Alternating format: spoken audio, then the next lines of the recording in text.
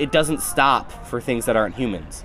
When you have humans, you stop and you suddenly get attention.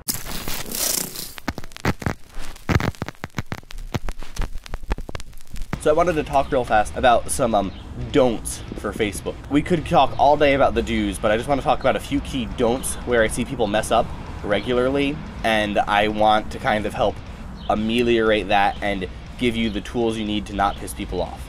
Number one, don't tag everyone all the time if it's not directly relevant to them. I see a lot of times bands will tag 30 different people, but a lot of times it'll be like a band I don't even work with.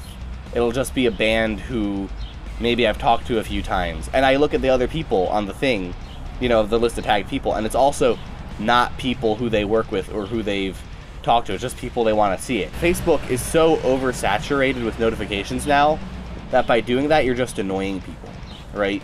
And so don't tag people who are not relevant. And furthermore, there's an argument to be made, and from what I understand, it actually weakens you in the algorithm because it makes you look spammy. And remember, you never want to spam people. You always want people to be excited to hear about you, right? The other big mistake I see a lot of people making, that this is the number 2 mistake really, or maybe even the number 1 mistake actually, they post direct from Instagram or they copy paste their text from Instagram. And the problem with that is the tags don't carry over. So if I put up a post and I say, hey, it was really great to see at Salem's Bend in London, at Desert Fest London, da da da da da da, and then I take and I share that same thing to Facebook, guess what? It's going to look like shit. It's not going to automatically tag Salem's Bend. It's not going to automatically tag Desert Fest. Instead, it's just going to be a poorly formatted post that makes me look like an idiot. People fuck this up constantly, and like, I don't understand how you fuck it up because I know it's easier this way, but it doesn't look good and it doesn't actually help you. It helps when you, like I said earlier, don't spam tag people, but make sure you tag relevant people. You gotta format your content for the platform, and that goes the other way too. I see a lot of people just post their stuff from Facebook, but it doesn't work because it's not tagging for the platform, right? Okay, good.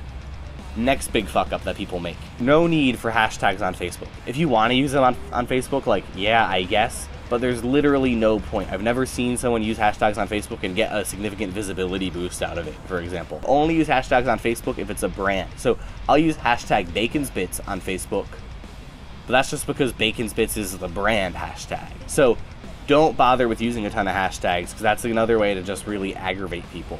We're just fucking plowing through the list here.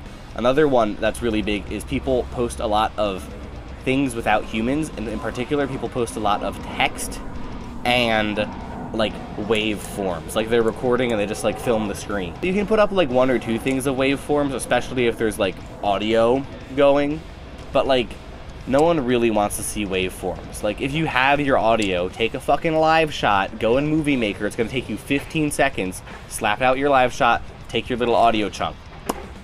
You've got a cool little thing now. If you're just taking a video of your live forms or taking a picture of a review, it looks bad, it doesn't get high interaction, and it's not, this is important, a picture of a person. Your lizard brain doesn't realize, or not even that it doesn't realize, it doesn't stop for things that aren't humans.